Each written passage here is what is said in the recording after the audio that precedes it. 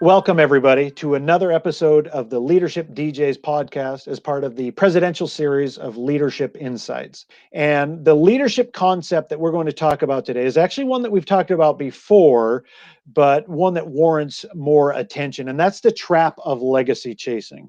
Now, introduce us, Jeff, to you. You mentioned our point of reference, and this is the presidential series of Leadership Insights.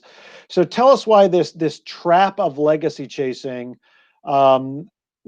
Tell us what that has to do with dun dun dun Richard M. Nixon, and why, and I think this is a great call, why he's maybe the perfect example of legacy chasing as a trap and how it can really derail our leadership. You know, Dan, you may be able a better comment on this than me, but there may not be maybe a more unfortunate example in presidential leadership in the history of the United States than Richard Nixon. Well, let's crosswalk, folks, maybe on a few key points in the Watergate scandal as it illustrates the impact of legacy. And keep in mind, as we do these key points, it would take a considerable amount of time to really dig around how the whole aspect of many points of view and experiences culminated in what ultimately became the Watergate scandal.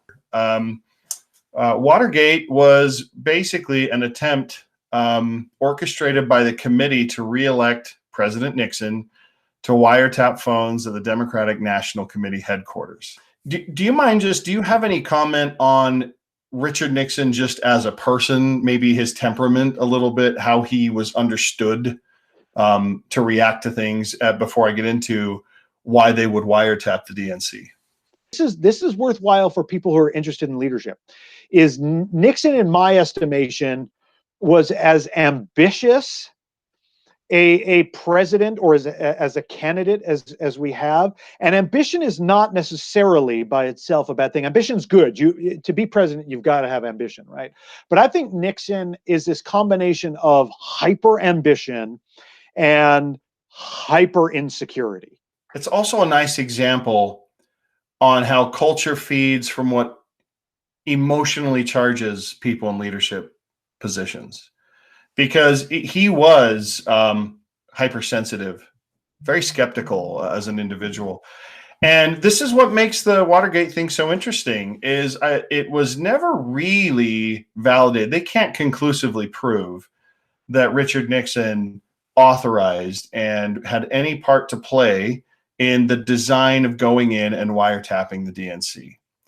But what was certain is that the people who worked for the committee to reelect the president felt a sense of his uncertainty, of his skepticism, and at a minimum took action on that. That's a cultural inference at a minimum, right? And so why were they attempting to wiretap the DNC?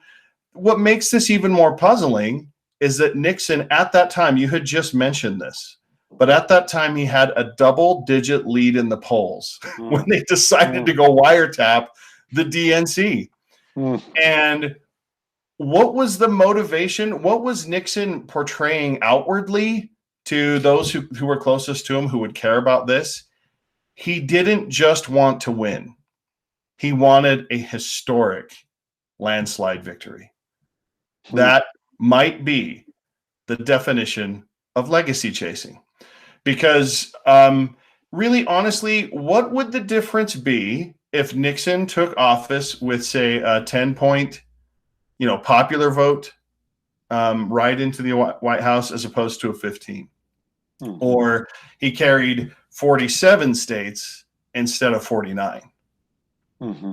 There's really no tangible difference in his purpose, his platform, or anything he's pursuing, and even the perception of mandate. So in some ways, chasing that one single tidbit of legacy led to this cultural effort to break into Watergate and wiretap the DNC. Well, it almost sounds like another podcast we've done, right? Moments That Matter.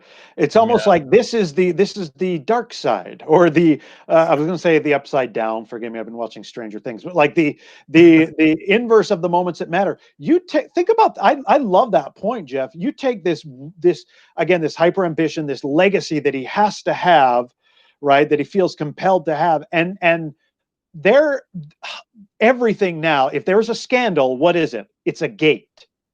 Yeah. Everything is a gate right now, and all because of that one thing where it's like, look, you are likely to win anyway, Nixon, and yet because of this legacy chasing, now talk about a cultural phenomenon. The other point that you made that I think is really critical here from the perspective of culture creation is what's emanating from the leader, because people take their cues from that and they know this is pleasing to the leader or not, this is rewarded by the leader or not, and that's how culture gets created. And so when you're legacy chasing, if that's what's, and I keep using, it's kind of a funny term, but if that's what's emanating from you, that's problematic. That's more than just this is your downfall. It becomes the downfall of the entire enterprise. Because of that legacy chasing. I think those are fantastic points about Nixon. Well, and I think the funny thing is as he was chasing legacy in Watergate, you actually captured one of his actual legacies, that every conspiracy that's in motion is a gate. One of the most recent ones was Pizzagate, as you'll recall. So that's really unfortunate. And it reflects the dangers when leadership gets inverted and leaders get self-absorbed on what they think everything means about them, as opposed to how it relates to what they're trying to do or their purpose. I think maybe what's more, first of all, we've already talked about the irony of his actual legacy, right? And again, it's not that there wasn't talent there with Nixon, but there was. There were good things that his presidency did, of course, but that almost doesn't matter, because this is the legacy, and it is now part of American culture indelibly, right? Those images you described, the use of gate with any political scandal, whatever else it might be. I think what's more, maybe more important that we discuss. Is what does this mean for a leader someone who's listening who says, yeah, but I'm not president. I'm not going to go bug someone's office or, have them break in. Why is this still an important warning for the manager of 5 at, or the division director of a local nonprofit or of a Fortune 500 or a superintendent or a school principal, whatever it is? What do they need to take away from this actually kind of negative example? I think the ultimate lesson that we can take from Richard Nixon and tie back to our own leadership experiences would have to be that having a relentless focus and pursuit of a meaningful purpose contextualizes pretty much everything as to what really matters and what doesn't. And when leaders begin to separate from that, that's when the inversion of leadership that happens with legacy commences. So that we talked previously about, it probably made no difference if Nixon had won by 10% or 50. He would have been the president for 4 years. Thus, his purpose would have been fulfilled. That focus still would have worked. And they didn't need to resort to these tactics. I mean, ethically, you shouldn't resort to those tactics anyway. But once you kind of lose sight as to what's actually contributing to your purpose versus not, it gets really easy to take steps on very slippery slopes, and you'll end up in very surprising places. You just commented on it. Nixon, we could remember any number of things about Richard Nixon, and there were a number of people who were devastated that he would have to leave the White House. But what we remember, I'm not a crook, I'm resigning, and then that image of him getting into the helicopter with the fingers. And it almost this diluted state is what we remember. And so I think the obvious thing is to say a relentless pursuit of purpose is really what we should focus on. The extent to which we care about people should also be an important check. The extent that we're clear about our principles also keeps it so that legacy is a naturally occurring thing as opposed to something we force. And then staying focused on the things that matter most against those 3 things is really the path forward. Well, let me add one more thing, which is this, maybe as a summary of what you just said. I like that summary, but this idea of, and this is tricky language, but ethical behavior in both means and ends. Right? That leaders, current leaders, need to constantly be checking their motives, right? And are their means to ends noble and worthwhile, and are the ends in and of themselves noble and worthwhile and have purpose, that sort of thing. But also I think in Nixon we find a particularly bad combination of unbridled ambition, pursuit for legacy at any cost, right? As along with that sort of hyper insecurity. We know about Lincoln having, I'll get this wrong, but the enemies list and things like that. So again, to always bring it back for what we'll call modern leaders, current organizational leaders,